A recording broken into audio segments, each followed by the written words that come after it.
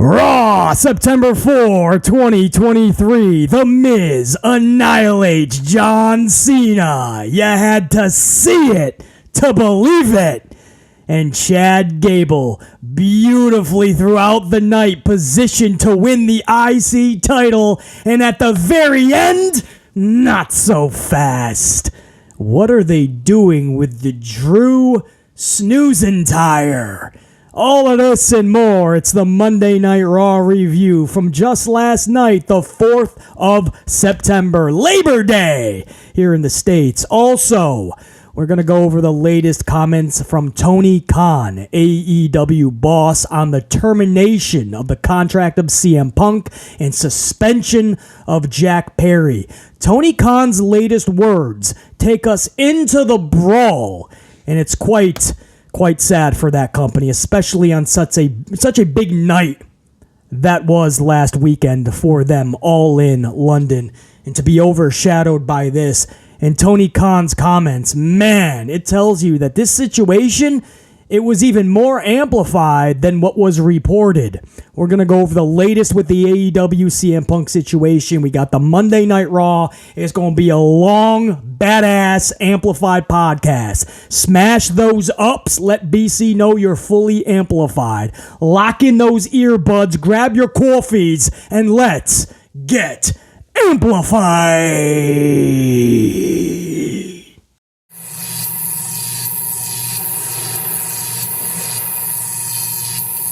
And we will start with Raw for Monday, September 4th, 2023, Labor Day here in the States. So because it was a holiday, we get pyro to start the show. Otherwise, you cannot guarantee that this company is going to fit pyro into the budget. And trust me, they get a production fee every week, the USA Network, on top of the deal they already have. They get anywhere between $50,000 to $100,000 every single week by NBC Universal Comcast USA. They get $50,000 to $100,000 every week for what's called a production fee. Now, WWE for years used to take a chunk of that for pyro. These days, not so much. They're probably doubling, tripling down on catering. Because we all know there's more than enough talent that sits there every single Monday night. So maybe they're tripling down on the orders for triple layered moose cake.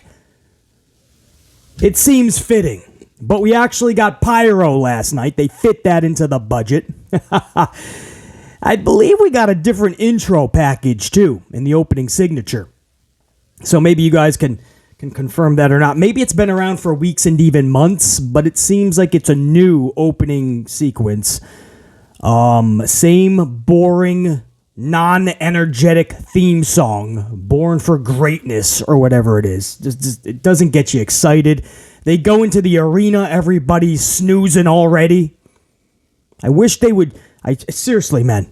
It's gotten to the point where if they could just change the theme song, put pyro out there every single Monday, and maybe Michael Cole can have a little bit more coffee before the shows so he can really be energetic when welcoming us all to Monday Night Raw, instead of welcome everyone to Monday Night Raw. Tonight, there'll be 3 hours of action.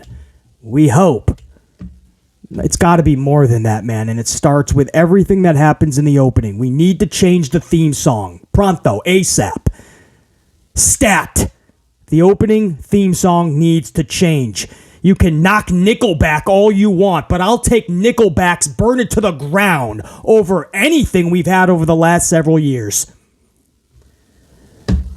But it looks like at least a new opening signature, and we had pyro last night. And Michael Cole had a few sips of coffee. Just a few sips. A little bit more energy in his voice. Just a little bit, but it's something, right? Beggars can't be choosers. We'll take it. That's the whole opening.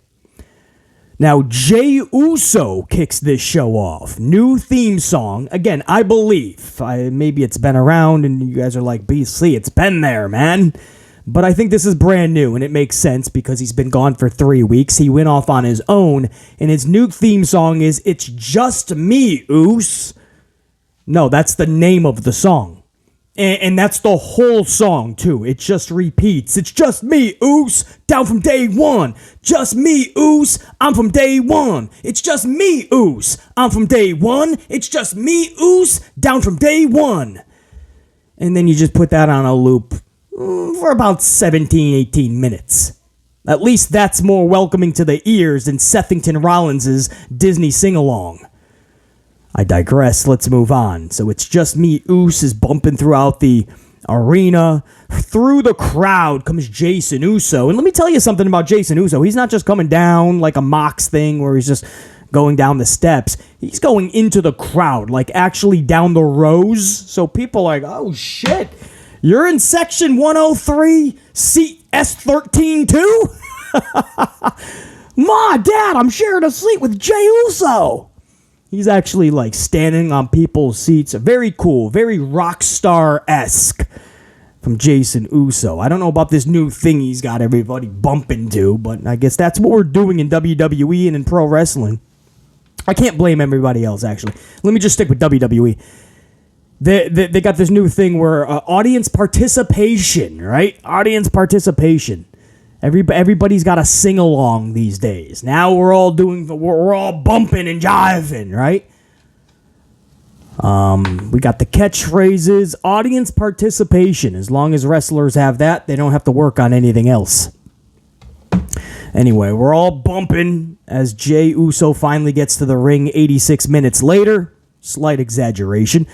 Now, Sami Zayn is out 2 minutes later. Sami says he's proud that Jey broke free of the bloodline, and Sami extends his hand to Jey Uso. Now, Jey does not shake it. Sami's like, all right, whenever you're ready to talk, you know where I'll be. I'll be right in his locker room. Turns around, goes to exit the ring. Jey says, hold up, Sami. Now, that wasn't very Oosy of me, was it? Sami's got a smile. He walks up. Jey extends his hand. Sami shakes it off and says, nah, get over here. And they hug it out. Sami and Jey with a big hug.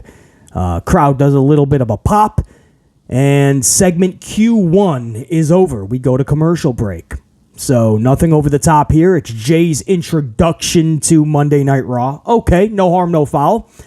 They set up a few things here where Sami is going to be that's going to be like his big brother on this roster. You can tell he's already trying to fend off the Sharks, right? He's got to tell Drew McIntyre and others to relax. It's his first day. And on top of that, they really instilled the fact that Jey doesn't have a lot of friends on Raw because of who he hung around with for years, like Roman Reigns, and the destruction that they caused. So, a few seeds planted for what they could do going forward. So, not an over-the-top, dramatically great start to Raw, but not bad either. I actually forgot about the Sami Jey connection. Everything happened on Saturday night. We were trying to figure out why Cody Rhodes just said, I used all my stroke to get Jey to Raw. And the more you think about it, okay, maybe to stick it to Roman Reigns, but it's still just clogging Cody Rhodes' path to anything going forward. And then we questioned Saturday night, well, how? Like, does anybody go over there? People thought that it was a trade and Cody's going to SmackDown. I told you guys on Saturday night, I never heard any of that. And I was live with you guys during that review.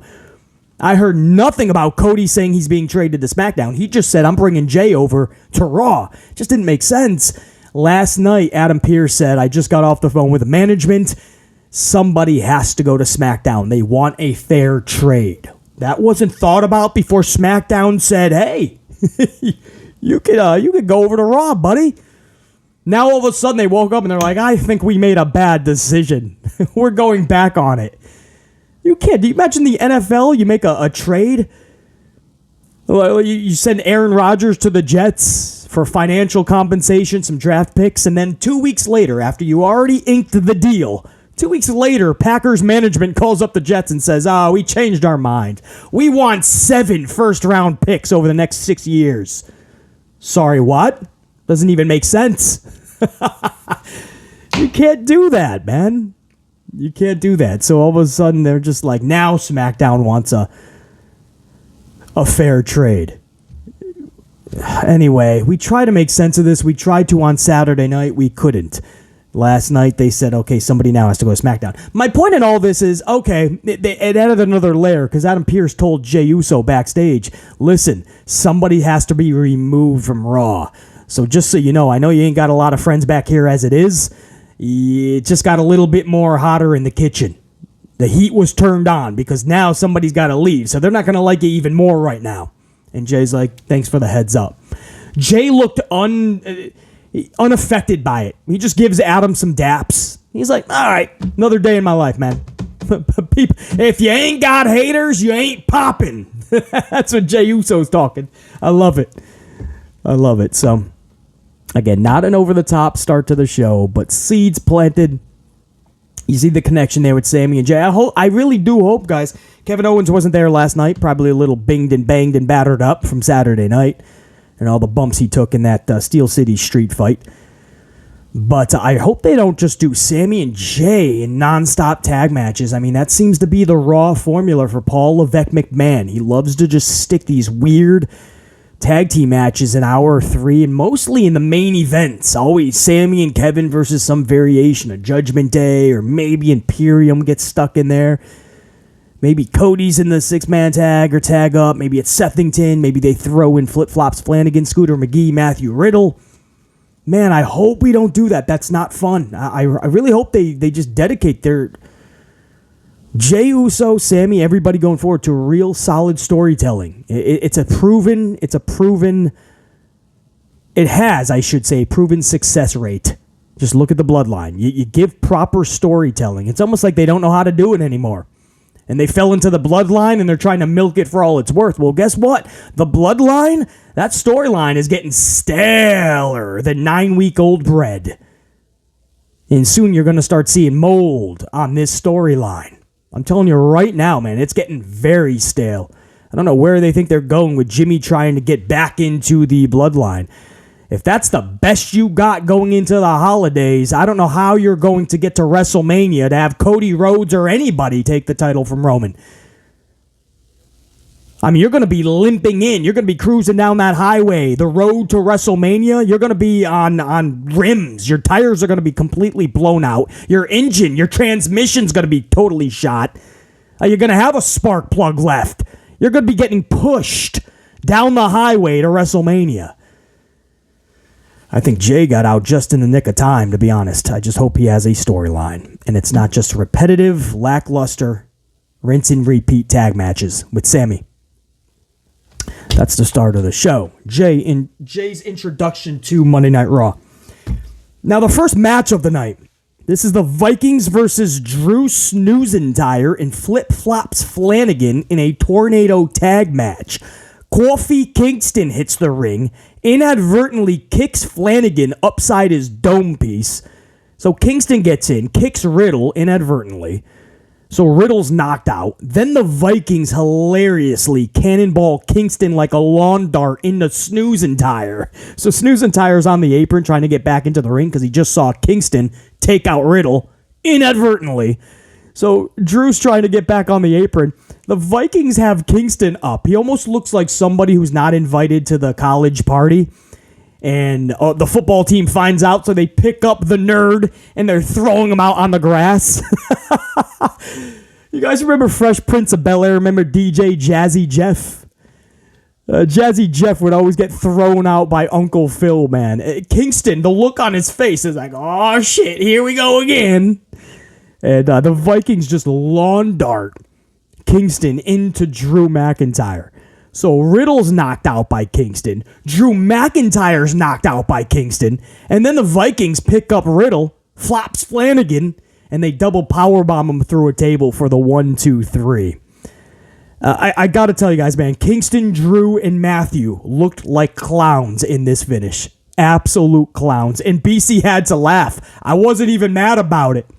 I wasn't even fucking ripping booking apart. I just had to laugh at how stupid it all was. Kingston looked like a straight up idiot. You ever see these wrestlers where you think, okay, they come through the curtain, and 2 minutes later they're thinking, damn, I should have stayed in catering. What was I thinking? This was one of those moments. Kingston should have just... Xavier Woods, unfortunately, is injured yet again. Already. He just came back. We wish him the best. So they decided to use Kingston, right? But in storyline-wise, Kingston is just in street clothes. He's at catering. And he decided this is a good idea to come down and help out Drew and Riddle.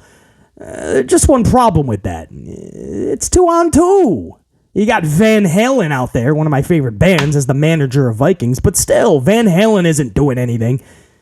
You could have stayed in catering. The budget for the triple-layered moose cake is through the roof. It's probably extra chocolatey gooey. Why leave the cheesecake to go and do this? Look like an absolute circus sideshow act. Poor Kofi Kingston. Anyway, this solves nothing. This does nothing. It makes Drew Snoozentyre look even worse than he has already when he came back. I will say this again like a broken record. This is a dude who took many, many weeks, months off after WrestleMania. He came back in the UK right to the same situation he left, the mid-card title with Gunther, and he lost. And now he's playing around, playing the bootleg version of Randy Orton until maybe Orton comes back and Randy, the new stepfather of Matt Riddle, can come in. But right now, he's got his second stepfather, Drew Snoozentyre. And Riddle is just clinging on to Snoozentyre. And it is absolutely an anchor for Drew McIntyre. I feel so bad for this dude that he is playing around in this goofy, nonsensical BS. For Riddle, I don't even care. When Riddle is serious, love it. It's the best Matt Riddle. When he's just goofy and he's running around with no shoes, no socks, he's got his fingernails painted, he's got his whitey tighties on. I don't get it. I don't get it. When he's serious, Matt Riddle's actually pretty damn good. When he is yearning for a stepfather and crying like a baby, it is very, very hard to get behind that. And when he's dragging people like Randy and Drewby, when he's dragging top stars like that down or they're doing nothing, there's not enough 420 jokes that's going to save that. Sad to see Kofi Kingston, Drew Snoozentyre, and Flip-Flops Flanigan all in this situation. And even the Vikings. They win last night. It was such a circus, this tornado tag, especially that finish. Does anybody truly care about the Vikings winning this match? Is anybody going to remember? Does this help their W column? Time will tell. Up next, Sethington Rollins is out. Sethington calls out Shinsuke Nakamura, says he wants to run it back and have another world title match right now. Nakamura says, no. Sethington says, no. Nakamura says, no. Sethington says, no. Okay, finally Sethington says, oh, we can do this for an hour. How many times does the dude got to say he doesn't want a world heavyweight title match before you just say, guess what? He probably doesn't want the world heavyweight title match. So then Rollins says, and I quote, I know it's Labor Day, but last I checked, it's Monday Night Raw. So like it or not, you're about to get that work, son. And he takes his title off, leaves it in the ring, but he forgets to take his big, goofy black, I guess, half leather jacket off with the big fur. You know, that one of Seth's favorite jackets. It's bulky. There's no way you can fight in it, for sure. But he forgot to take the jacket off, so he jumps out, and he's trying to brawl with Nakamura with the jacket on, already putting himself at a disadvantage. You could have kept the title on, but take the jacket off. Nobody's thinking clearly last night on Raw. Not Kofi Kingston, not Sethington Rollins. They brawl to commercial. Can't say it did anything for me. Few things here, guys. Few problems I have with this, okay? Stick with me here, because these are big problems. And in fact, you know what? Let me give you the next segment. Let me show you how hour number one, or tell you, we'll review this together, how hour one ended, because it has to do with Shinsuke. Then I will tell you everything that's wrong with this whole Sethington-Shinsuke saga. We ended hour one with Shinsuke when we came back from break after brawling with Sethington. Shinsuke is still out there. Shinsuke is taking on Ricochet one-on-one.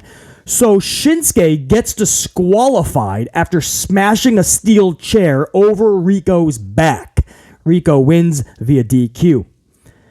Sethington hits the ring, and they brawl.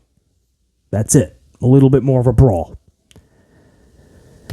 Now, what I promised you, these are the big issues with all of this. Number one, Shinsuke doesn't want to go for the World Heavyweight title last night, but he will have a nonsensical match with Ricochet. So he's competing anyway. He has a World Heavyweight Championship match right there. Open challenge by the champion. I'm sure management, who's who? Just Adam Pearce? John Cena? You just can't see him? Who's the management, right? Adam Pearce can just be like, all right, Ricochet, sorry, dude. He's going for the title tonight. He says no to a World Heavyweight title match, but then he's in a lengthy match with Ricochet when we come back from break. You're turning down a world. This is like Austin Theory looking at his briefcase and going, I don't want the World Heavyweight title. I don't think I'm going to win it. I'm going to go for the title I've already held 3 times in the last 4 months, the U.S. title. Number 2, the big problem with this. If you're really playing up that Sethington wants revenge on Shinsuke so bad, wouldn't it have been better to show the post-match beatdown? If you guys don't know what I'm talking about, it's because WWE didn't show it Saturday night. They went off the air with Seth celebrating his championship retention over Shinsuke. But what happened afterwards, when the pay-per-view premium live event went off the air, Shinsuke got back in the ring and beat down Seth. So now your whole storyline going into your next pay-per-view, because you're going to run this back, obviously, your whole storyline is now Seth has to get the revenge on Shinsuke. What revenge? Everybody that saw the premium live event, we saw Seth do the job. Or Shinsuke did the job. Sethington got the job done. Easy peasy, lemon squeezy, we move on from Shinsuke, right? Sethington Rollins defeated Shinsuke. Rear view mirror, move on. That's what we all saw. Now all of a sudden you're acting like Sethington needs revenge. Of what? I think last night they showed like 30 seconds, if even, of what happened after Payback went off the air.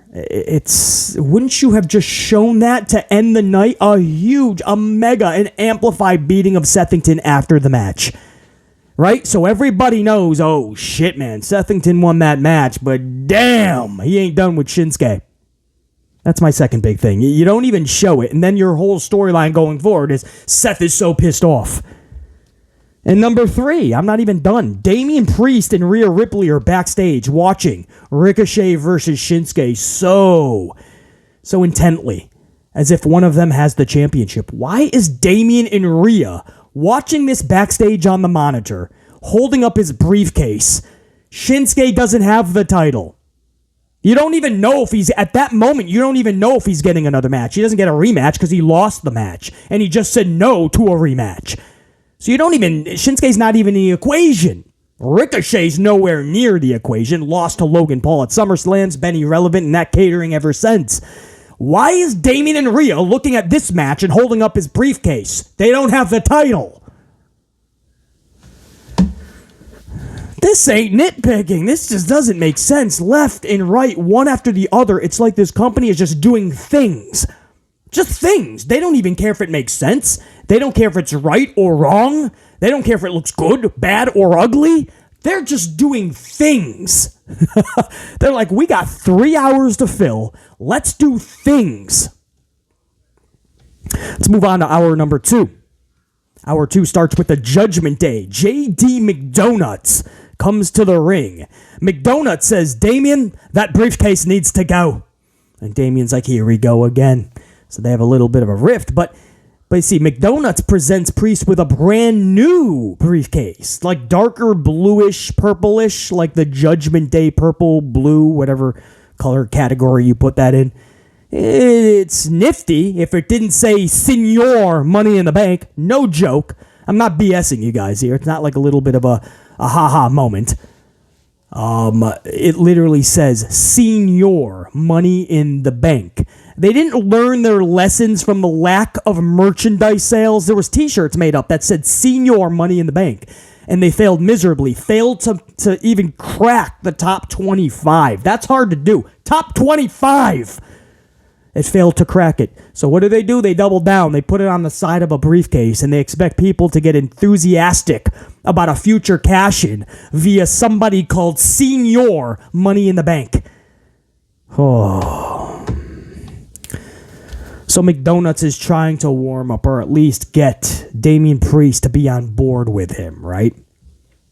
Ease his way into the Judgment Day.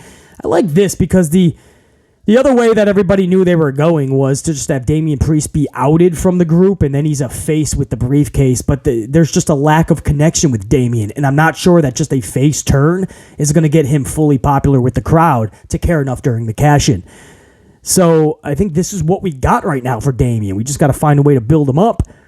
So putting McDonuts into this group without booting somebody right now is probably best. And when somebody does get booted, I say Finn Balor, right? The two best buds. That's where the friction should be. McDonuts doesn't just want to be in the group. McDonuts wants to be the lead. He wants to be the donut in the front of the pack. So when that patron walks into that Dunkin' Donuts and they pick that donut, he's the first donut picked. He doesn't want to be the fat kid last picked at gym class.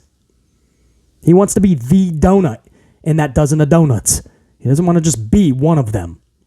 I say he takes out the lead guy, Finn Balor. So that's down the road, though. Right now, let's just put McDonuts into this. A lot of you guys said he fits perfectly. This is the way to go with it, BC. All right. Well, here you go. You got McDonuts in Judgment Day. Sami Zayn then hits the top of the ramp, and here we go again. I'm going to say that again. Judgment Day is out there, right? They're having a bonding moment with McDonuts giving presents to Damian. And then Sami Zayn hits the top of the ramp. They said Payback would be the absolute last time that Sami interacts with the Judgment Day, right? Sami and Kevin Owens said that last week on Raw because they said everything BC's been telling you guys. Every week, BC says the same thing. How much more can we do with this? Every one of us in the Amplified unit, man, we were just done with Judgment Day versus Kevin Owens and Sami Zayn or some type of a six-man schmaz. We were done with it. And to prove how bad it was, Sami and KO had to cut a backstage promo last week, and they admitted it is so redundant. They are so done with it that this Saturday it would be the last time they interact, which was Payback. And here's Sami Zayn. I knew this was going to happen. I can't blame Sami. This is lack of creativity. So once Payback was off the air, maybe Sunday, maybe early Monday morning when all of the creative got together, they were like, now we have to start a whole new thing. All we have is Sami and the Judgment Day. Let's just go back to that somehow. And literally, Sami is once again cutting a promo against the Judgment Day last night. I could not believe it. And the very next Raw here, Payback is going to be it, we promise. The very next Raw, they're already back at it. They couldn't even hold a weekend. They make a match for later in the night, Zayn versus McDonuts, which obviously all of Judgment Day will be involved. The very next Raw, after they promised everybody this was going to be it with Sami and the Judgment Day. Sure. You got nothing else. And you ain't creative. So we're going to see another 4, 8, 12, 16, 87 weeks of this shit. Up next, Shayna Baszler. This is still hour number 2, guys. Shayna Baszler versus Zoey Stark. Why? We saw this same exact match 28 days ago, 4 weeks to be exact. 4 weeks ago. 4 weeks ago, we just saw the same match. I could see if there's a feud, maybe. Even then, I wouldn't want them to run it back so quickly, right? Build it to a pay-per-view. What a concept. Give them a real story. But no, there's not even a feud.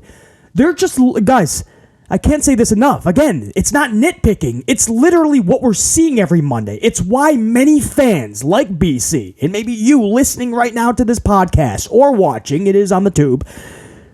It's why so many of us are just bored with over 90% of Raw. In some weeks, 95%, some weeks, 100% of the show.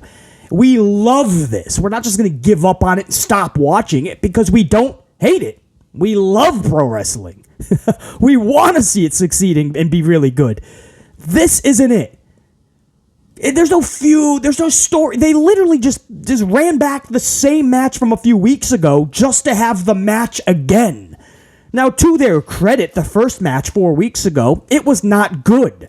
So maybe they knew they could do better, and they gave them another chance at it. Okay, I'm trying to find some semblance of reasoning. Because if it's not good the first time, what makes you think it's going to be that much better the second time? And we'll never know. You know why? 5 minutes of this was in a straight commercial. I'm not even bullshitting you. There was a picture-in-picture commercial. So the match is going on the left hand, but on the right hand is 5 minutes of commercials. It was never ending. I almost changed the channel. I was getting pissed off. How many commercials can you fucking play? And you can't really pay attention to the match. And then we come back 2 minutes later, the match is over. Zoey passes out in this match. Baszler wins via pass-out submission. Why put Zoey in a match to take another L right after turning on Trish at Payback? Or at least separating, parting ways. Trish delivered the first smack. So you could look at it like Trish Das booted Zoey. But either way, a parting of ways, right? Zoey is now on her own. Why another L already? Because I've already done my research so you guys don't have to do extra work. Zoey has lost 12 of her last 15 matches, dating back to early June. So in just a 3-month period, basic, 12 of 15 lost. 3 of 15 she's won. That's below average, guys. That's below 50-50 booking. Obviously, you don't need me to tell you that. That's less than 30, 25, less than, 20% booking? Maybe less than? My Steiner math is a little off now, but it's bad. When you lose 12 of 15 matches and you just got to the roster. And they already book her to lose against Shayna here. Now, post-match, Baszler gives Zoey respect for hanging tough. Baszler walks up to Zoey, who's trying to, get air in the corner. And Baszler says, well, look at the bright side. At least you put up a better fight than Ronda. And she, gives her daps or something. So she gained Shayna's respect. I guess that's the angle here. Yes, we had her lose, but she gained Baszler's respect. Of course, there's one problem with that. We got to respect Baszler again first, right? The way that Baszler has been booked for years, since she's gotten to the main roster, is horrendous. Absolutely called the fruit roll-up queen just a few years ago. Maybe it was last year. Maybe 2 years ago. But she was the lead candidate with Natty Neidhart for most roll-ups in a year. Literally, in less than 2 minutes, you could beat Shayna Baszler by a roll-up. So she's still trying to gain respect. A half-ass match with Ronda at SummerSlam, and then it seems she's back in catering with nothing. So Baszler giving you a vote of confidence. I don't know if that's a good thing or a curse. But that's the way they wanted to go with it. She lost. Struggle in adversity. This is something I never heard. Decades of being a wrestling fan. I never heard that a wrestler needs to go through struggle in adversity. Something happened before WrestleMania 39 this year, when a portion of the fan base turned their backs on Cody Rhodes and said he should not be winning at Mania. He needs struggle in adversity first. And those numbnuts absolutely helped change the fucking finish of 39. And Roman's held the title ever since. Went on vacation, tag matches, you name it. That title is fucking on a milk carton somewhere. Cody Rhodes has this weird thing with Brock, because without the title, it never made sense. To this day, it doesn't make sense. Cody's doing weird shit like being on Grayson Waller effect during pay-per-views. They don't know what they're doing with Cody Rhodes. After SummerSlam, that wasn't even a plan. Or that plan got changed so badly that it didn't even have a purpose, the Brock Lesnar shit. And I told you guys, coming out of SummerSlam, they have nothing for Cody. Well, guess what? When I said nothing, I meant nothing. Grayson Waller effect at Payback just to say Jey Uso is on Raw, and then Cody's not even on Raw last night. They got nothing! I told you guys, when my people tell me something, my sources, they're usually damn right, or at least on the same trail. If something gets changed last second, I still have great confidence that they were 100% right.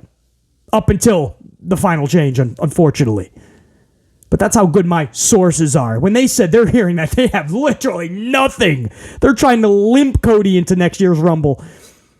I knew that was not good.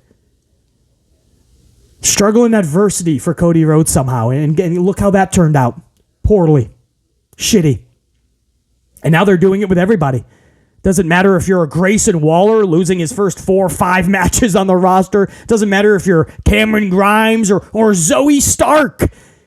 You're going to lose a shit ton. You're going to make the audience see that you're going through struggle and adversity. You're going through growing pains. You're going to have humility. You're going to lose a shit ton. We're going to make you a loser. And then we're going to turn you into a winner.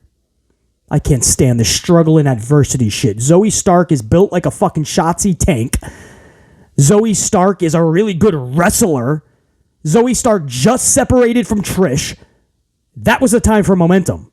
Not to run it back with Shayna, get absolutely passed out, try to catch your breath while Shayna Baszler is saying, good job. I'm still trying to find my way through this company, but you didn't do too bad either. Great. I didn't have a problem with it, BC. I know, that's the problem. Anyway, moving on.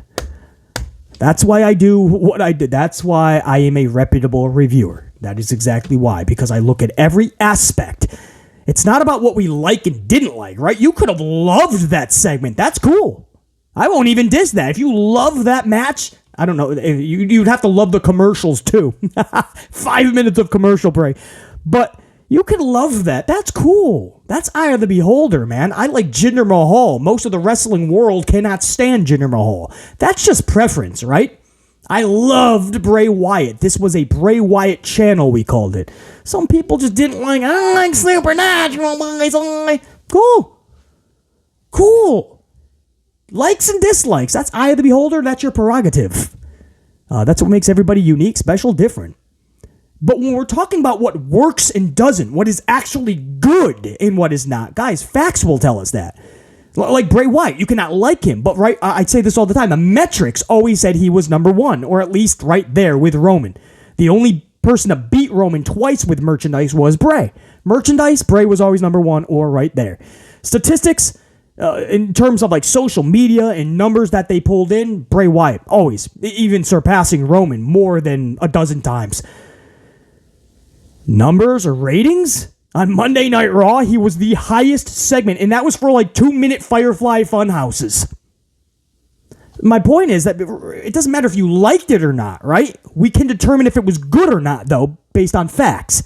The majority.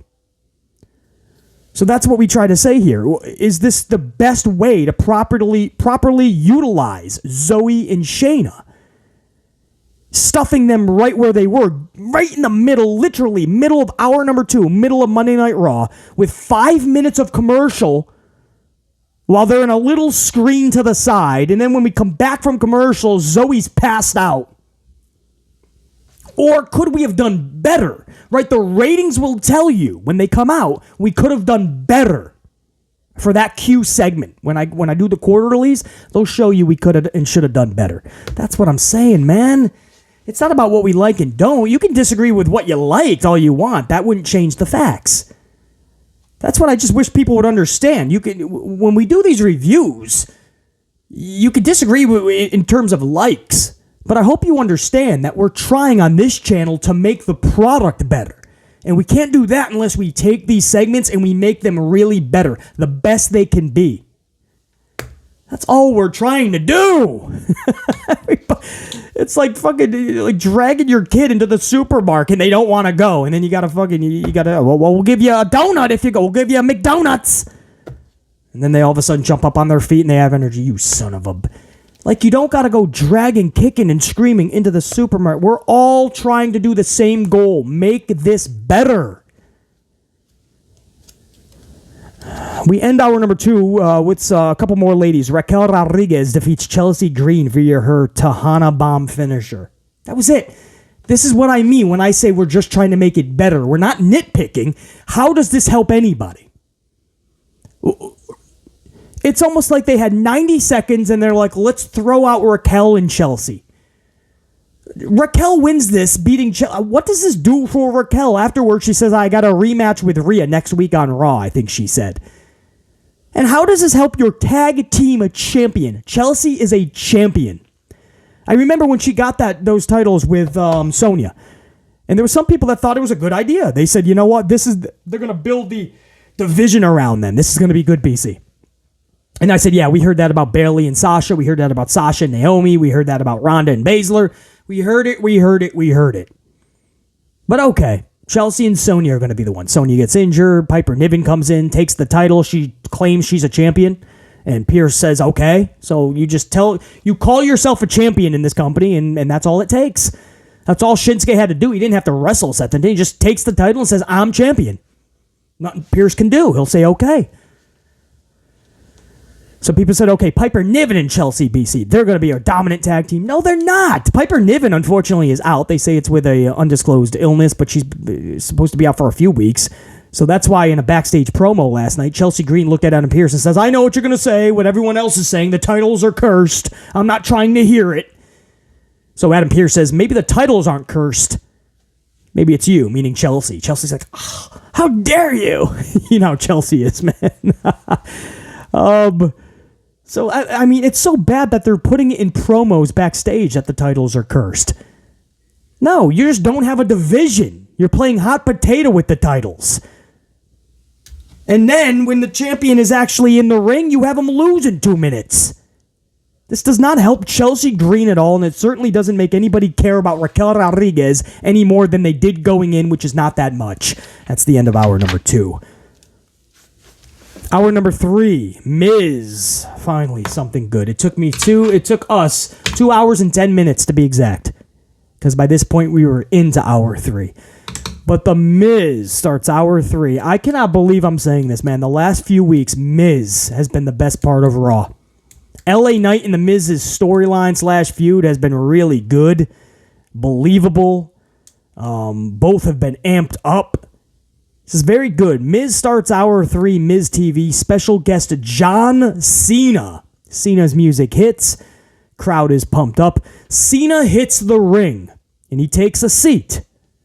For some reason, we just can't see him.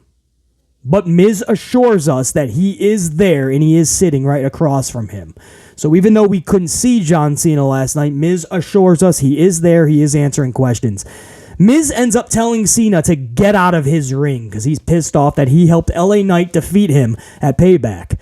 So Miz is ordering Cena out of the ring. Cena refuses. Miz shoves Cena's face. Cena shoves Miz straight into the ropes so hard that Miz gets rocketed into the ropes. Miz is pissed off. Miz goes for a right hand. Cena ducks it. Cena for a clothesline, but Miz ducks and reverses it into a skull-crushing finale onto John Cena. Miz having a wrestling sequence with an invisible John Cena popped, BC. It was great. Miz having an invisible wrestling match sequence with an invisible John Cena that you just couldn't see was more entertaining than anything on that show last night. The Miz. Once again, The Miz gives us the most entertaining segment on this show. Wade Barrett was great. Barrett says on commentary, and I quote, "We need medical attention down here. Cena hasn't moved." Again, if you didn't see the show, it's an invisible Cena. You couldn't see him. He wasn't actually there. No, literally. I know his whole thing is you can't see me, but he was not there. It's an invisible sequence. Miz was just being the Miz. Just a goof, but it was hilarious. And Wade Barrett says we need medical attention. Cena hasn't moved. Come on, man. Miz challenges Knight to a rematch. And I'm sure Friday night, LA Knight will respond to that offer. But wow, man, that was great. You know, when you can go outside the box and have a lot of fun, chances are it's going to be pretty entertaining. So, man, that was so well done.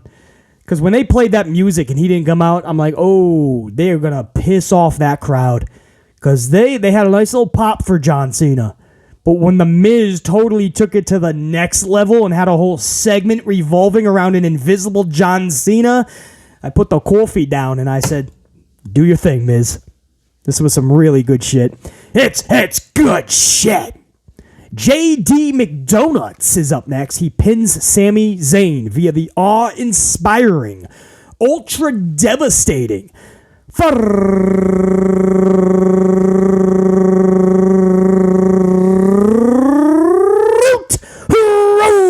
roll-up. You knew the fruity roll-up was going to rear its ugly dome piece, and it did in this match. JD McDonuts rolls up Sami Zayn for the win.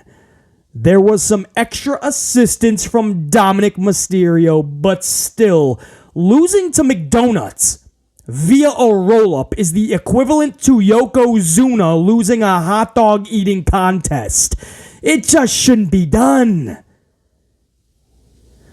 You can't have Little McDonuts. Little McDonuts is billed, I believe, as 5'10", 180 pounds. BC calls BS on that because it's more like 5'9", maybe? 165 pounds, maybe? I'm not seeing 5'10", $180 in JD McDonuts. I'm not. Maybe, man, maybe on a good day I'll give you 5'9" and $165. My point is, and we like McDonuts. McDonuts is a good wrestler. He's believable on the mic. I don't mind what he's doing with the Judgment Day for the most part. Judgment Day as a group has to be careful. That's getting pretty damn stale. But they're always in the same damn shit every week, every show. But I don't mind McDonuts. But to say he's going to roll up Sami Zayn, who's got some good size and weight on him.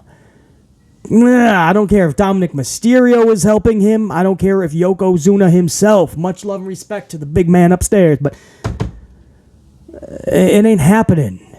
Well, actually, if Yoko's rolling you up and sitting on you, you ain't getting up from that. But the point is, come on, that's the best finish you had. It was a roll. I'd rather this dude get Damian Priest's new senior briefcase, clock Sammy upside his dome piece, and you get a straight up 1, 2, 3. Sammy's knocked out. I would have rathered that than to see Sammy, who just held a championship Saturday night, getting rolled up by Little McDonuts. It's like a donut mini. You ever have mini donuts? They're called donuts or donut minis.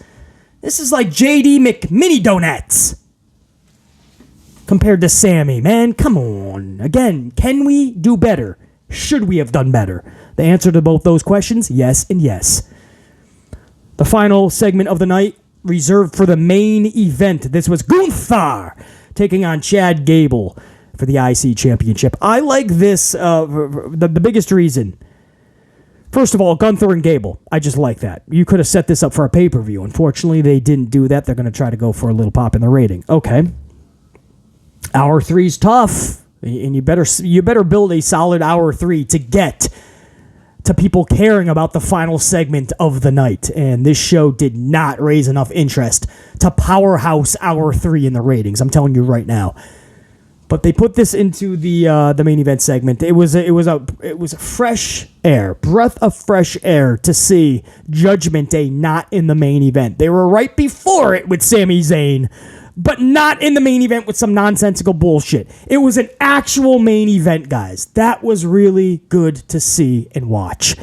Secondly, what I really enjoyed about this is they made it prestigious throughout the night. The IC title alone showing and talking about all of the past IC title winners, man. And they showed everybody, whether it was a did they show Jeffrey? Okay, maybe they didn't show everybody. Maybe they did show Jeff. Jeff's over in AEW. No, I think they did. They showed everybody. It must be Jeff as well.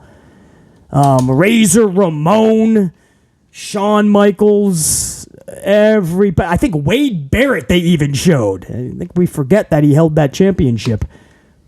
Everybody was shown. It was really cool to see, and they did it throughout the night, and they would have a backstage interview with Chad Gable. Maxine was there. Otis, instead of wearing their red, they had these nice gold jackets on, like really just foretelling that they're going to win that championship, and it's going to go perfect with their new gold gear.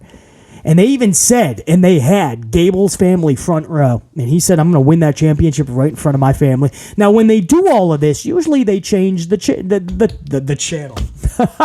They don't change the channel. Usually when they do this, they put the remote down, and the company actually switches up the title. They flip it over. They change the reign. And they did not do that last night. All of this hype, all of this anticipation, the family is front row, the new gear, they're building up the IC title. They're basically saying, Gunther, you had a great reign, but all good things must rock over in championships to the next champion in line. In this case, Chad Gable. But that didn't happen.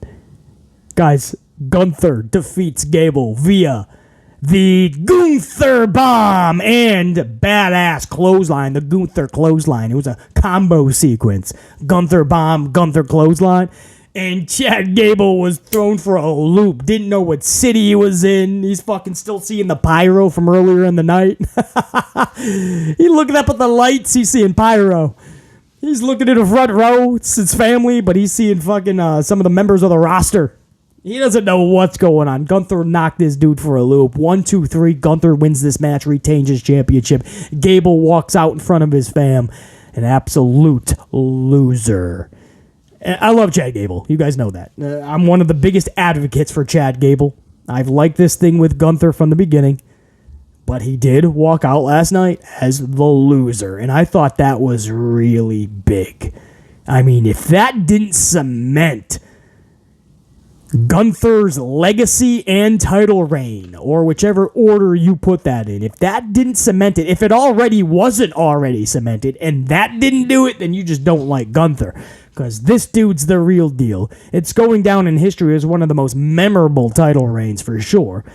Because Gunther is you just got to keep him out of nonsensical tag matches and six-mans where even if he's not taking the pin, but Imperium's losing, it still hurts Gunther. If you can keep him out of that, and you have matches like this, and you build him up like you did last night, that's good, man. That was so good. A lot of people were disappointed last night. Like, literally pissed off. Here we are the next day, and they're pissed off. Oh, it's the wrong call by WWE. That was the time to change the title. Now, I told you guys how high we are on Gable. I said if they actually give the title to Gable, I'm okay with that. I'm so okay with that. I wish it was at a pay-per-view so it really makes the title prestigious. It makes the new champion that just won it look even more relevant.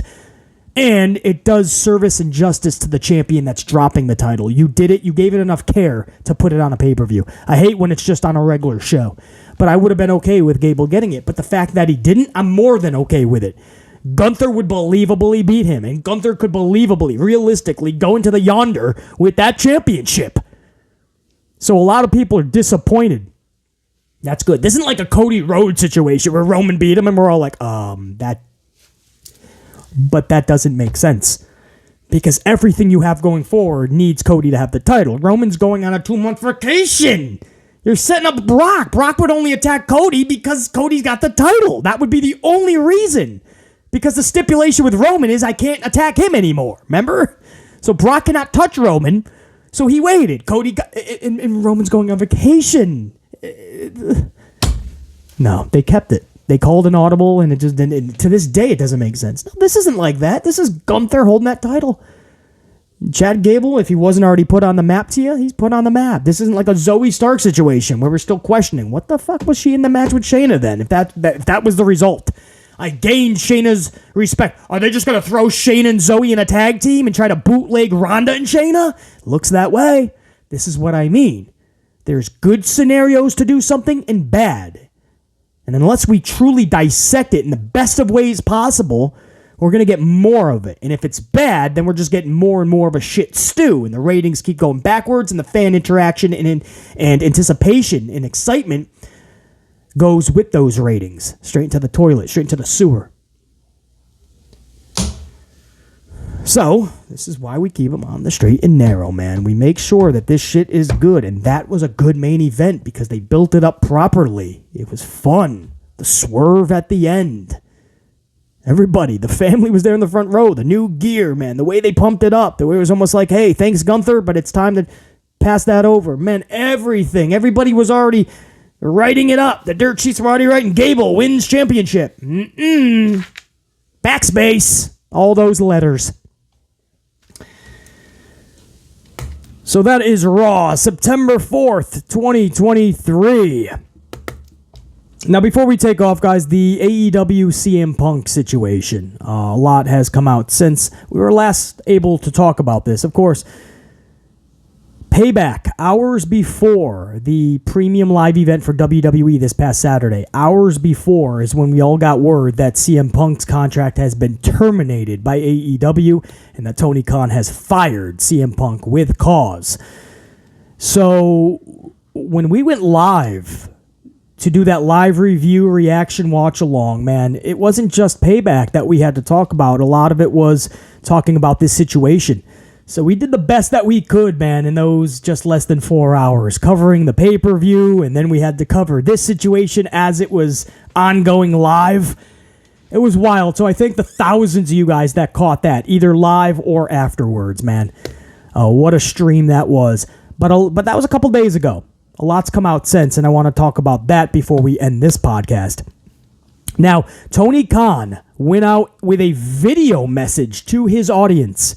And Tony Khan said that in all the years that he's been around wrestling, not just owning and running his own promotion, but he's been around it much more in depth for years previous. He has never feared for his safety the way that he did the night of All In. Those were his words.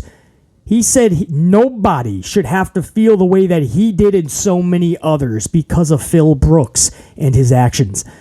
That was heavy, man. That video message was heavy.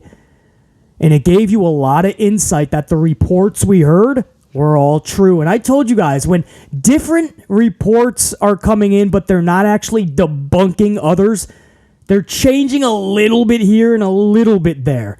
But no report could debunk another. Every report we got was that a lot of this was at Gorilla. Tables were being flipped over. Monitors thrown.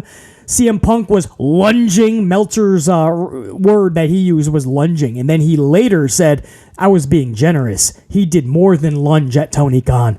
And then Tony Khan admits, yes, he was fearing for his safety and that nobody should have to feel that way. Nobody should have to go through that. And that's exactly what the reports we were hearing. We were hearing that throughout the night, CM Punk was chirping in his ear, yelling, screaming. The locker room was thinking, this is more than just an argument. But you got to feel for Tony. He manifested. He allowed this to happen, unfortunately. So if you're going to place blame, which we don't want to do right now, it's not the time for it. But if you're going to, Tony's got to take some of that blame. He allowed this to happen and go on for way too long. And it just sucks that on his biggest night, he had to deal with this CM Punk shit yet again. I mean, how many times you get burned before you finally realize, man, you got to look what you're doing in that kitchen. The oven's not going to change. Every time you put that thing on, it's going to burn. It's either going to burn the food or what you're cooking, or it's going to burn your hand if you get too close. You keep bringing CM Punk back, and he keeps overshadowing these events and making it fucking miserable for a lot of people. Well, what Tony Khan found out at All In was he made it miserable for him now. And he had to go and make a video message about how bad the situation was. That all the reports you were hearing, yeah, it was true. It was bad. Like, Punk took it to a whole nother level. And Perry, it's always Punk and somebody, right? A Punk and a Hangman, a Punk and an Elite, a Punk and a Perry, a Punk and a fucking Christopher Daniels somehow, one of the nicest dudes in the business, but he's being sent home as head of talent relations, go figure. Fucking Punk and Ryan Nemeth. It goes on with this dude. And finally, Tony Khan said enough. He terminates his contract, and then he makes a video message. We have not talked about that, because I didn't know about that on Saturday night when we were live. But that is a real thing. He left a video message, scathing, telling you some details. And he also said it was exactly what I thought Saturday night when I told you guys. If you read the response that AEW and Tony Khan delivered, once they initially terminated the contract of Punk, they issued their public legal response or statement. And if you read it, it's almost like there was a lot of people that are not contracted to AEW, and they were involved and could have gotten hurt, or maybe even did get hurt. Maybe they had to see medical. Just people, like maybe catering was walking by. You never know. Maintenance in the arena walking by. Anybody not affiliated necessarily with AEW, and they got caught up. Man, the legalities, those could be never ending. And if you listen to the video response, it backs up the written response by AEW and Tony Khan. When he said anybody that was associated with working for or with AEW that night, you should never had to have been a part of that. That tells you that it leaked out into a lot of different areas, and a lot of different type of people were involved in this. Unfortunately, mixed up in it. So then, you go into All Out this past Sunday. And for those wondering, with BC, no review on All Out. Are you kidding me? The fact that we went over All In, be happy with that. We don't cover any company which TV show does not pull 1 million viewers consistently. I can't even remember the last time a Dynamite hit 1 million. That's why we don't cover NXT. I can't remember the last time they hit 1 million. So the fact that we covered All Out, be happy, man. That was just last week. And then we had to cover WWE's Payback Saturday night. You expect me to cover a second AEW pay-per-view in 1 week that was just thrown together? No, not happening, man. But afterwards, after one of those little media scrums that they have, he was asked about CM Punk and trying to get more details out of him. But this is what Tony Khan said, and I quote, "I don't want to discuss the terms of the separation in that sense. I think it's best to say, first of all, I very much want to thank CM Punk, Phil, for everything he did for AEW as a wrestler. But I don't think it was an easy decision for anybody on the discipline committee or for the outside counsel or for me to do something like that. I do think it was the right move. And as far as what's going to happen in the future, I can't speak to that.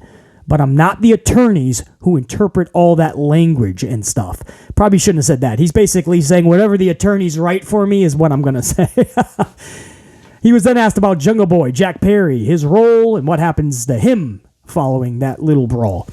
Tony Khan says, and I quote, about Jack Perry, "He's been suspended as well, indefinitely. We've suspended everybody in that investigation." Same thing basically for the Brawl Out when they just suspended everybody. Same thing with Jack Perry. And then took further action after that based on what happened and came out after the investigation. So maybe he was fined heavily as well. But as for Jack, we suspended Jack as a participant in an incident backstage, and Jack hasn't been around. But that's all I can say about it. But at the time, we did suspend him, and he hasn't been at AEW since AEW All In backstage in London. So for those saying that he just got a slap on the wrist, he got suspended, probably got heavily fined. His booking's probably going to take a massive hit. I mean, he was getting a pretty good fucking bump trying to be this heel. A lot of people weren't buying heel Jack Perry, but he was getting a pretty good, decent anyway, a decent little bump in booking. Being showcased at least. Maybe that's going to take a big hit. So it's not a slap on the wrist. Guys, everything we were hearing was that CM Punk was the main culprit in all this. You say, yeah, but Jack Perry didn't have to go real glass and instigate and poke at CM Punk. Well, you shouldn't have to walk around on eggshells or real glass just because Phil Brooks is in the building. Phil Brooks is going to have to learn. He doesn't run the company, and Jack Perry doesn't look at Brooks as his father. Jack Perry doesn't look at Brooks as a locker room leader. He's not an EVP, head of talent relations. He's not Tony Khan. He's just Phillip Brooks to Jack Perry. Jack Perry does not look at Brooks the way that a lot of people do, this big star. No. Jack Perry sees through Brooks, and he doesn't like what he sees. It's okay to do that. It's okay not to like somebody. You just don't deal with them. That's all. Don't deal with them. Right? Jack Perry doesn't want to deal with it. He wants to do his own thing, beat to his own drum, use real glass, but he wasn't actually going to use it. It was going to be for optics, guys. The glass was going to be for optics. So management approved it. Okay, as long as it's not actually used, it's out there just for the optic. Okay, because it looks obviously real because it's real. I get Jack Perry why he wanted to do it. And then Punk says no, and he says it's not being used. It's just for optics. It's going to be out there. No. Well, then Perry was like, okay, you're just saying that because I'm friends with the Elite. This has nothing to do with the Elite. I have no problem with you up front. I'm just going out to do my thing. And management gave me the approval. And Punk says, I don't care what approval management gave you. You're not going out there with real glass. It doesn't matter if we think, even if it's for optics, BC. Punk is right. He shouldn't go up there. Well, Punk's not the manager. Punk's not the boss. And that's where the problem is. That's why I say Tony Khan allowed this to happen for far too long. And you shouldn't have to walk on eggshells. Something that is said shouldn't have CM Punk ready to fight you. Or put you in a chokehold. Or put other people in the middle of it. Phillip Brooks eventually will have to be an adult and understand that he doesn't run these companies. This is every single pay-per-view with this guy, man. If this was just Jack Perry and CM Punk out of nowhere, okay, maybe I could see where you're coming from. This is CM Punk and everybody. It's 90+% of the roster. That's a problem. And you can only say, yeah, but basically it's the Elite too, man. Yeah, but basically it's Hangman Page too, man. Basically it's Ryan Nemeth, man. Basically it's Christopher Daniels, man. Basically it's Jack Perry, man. You're going through the whole roster now. Stop. Nuh-uh. FTR likes him, basically. Ricky Starks likes him. Andrade. I assure you, you can name a lot. It'd be easier. Let me say this. It would be easier to name the people that like Phil Brooks in that locker room. Because 90+% cannot stand the dude. It's just the way that it is. And if you're the common denominator, at some point, there's a problem. There's a big problem. If you can't get along with Hangman Page, one of the nicest dudes, there's a problem. I don't give a fuck about some Elite shit. Hangman Page is a good dude. If you don't get along with Christopher Daniels, even if he's the best buddies with the Elite, if you don't pull him aside and go, dude, I know you're friends with him, but dude, I respect the shit out of you, man. We should get a coffee sometime. Christopher Daniels, I've had the privilege to speak with this dude. And he's one of the nicest dudes. I thought I was doing him a favor by walking away. He's a busy dude. He's Christopher Daniels. He calls me back. This was right before AEW was going live, their very first show. And he's like, hey, man, don't forget to watch AEW. And I'm like, dude, I got you. I'm going to watch. And I gave it a real chance, man. They didn't like my reviews on AEW at first, but I ended up being right. Look at the audience. Look at everything that's happened. I tried to, that's another story. But, great conversation with Christopher Daniels, man. Calling you back. He wants to talk more. I don't see how some of these individuals you could possibly not get along with just because they're friends with somebody. You gotta take your own fucking head out of your own ass sometimes. And Phillip Brooks, man, I thought when he got to AEW, man, I really gave this a whole new... I was like, dude, it looks like maybe he found his smile again. Maybe we could try this again. Right? BC was optimistic. Brooks looked optimistic. It didn't take long for him to lose that smile and be miserable, did it? And you still have people going, it's not just Punk. This is the wrong decision. Stop, man. Then you're not an AEW fan for sure. Because this dude is completely annihilating everything good in AEW. Every good event, every big event gets overshadowed. MJF's big moment, getting the championship, overshadowed. All In is completely overshadowed. Or All Out, Brawl Out. All In, their biggest show ever, overshadowed. How much more do you want this to go on? And your quick solve is, well, just make the Elite grow up, basically. The locker room needs to meet Punk in the middle and everybody needs to shake hands and do... But no, Punk is this way. Punk is this dude. He's not happy in pro wrestling. Just deal with the facts. Punk does not like this anymore. He's not happy in pro wrestling. Unless he's getting the world. The problem is the world doesn't feel that way about him. Look at the ratings. They did not budge significantly at all.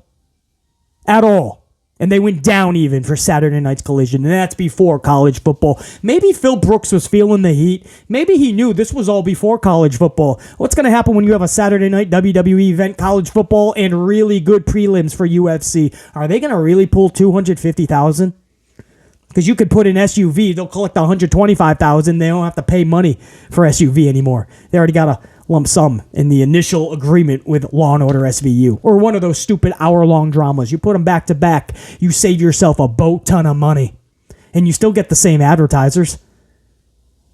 You might even be able to keep a chunk of that 18 to 49 demo. That's business. Maybe Punk was seeing the writing on the wall, feeling that, man. Listen, Tony Khan's taking a lot of heat for this. I'm so glad that he finally, not just found, but attached those balls. And he finally did what's best for the company. If you're a true AEW fan, maybe now you can start to get a good product and you don't have to worry about the BS that everybody's always talking about.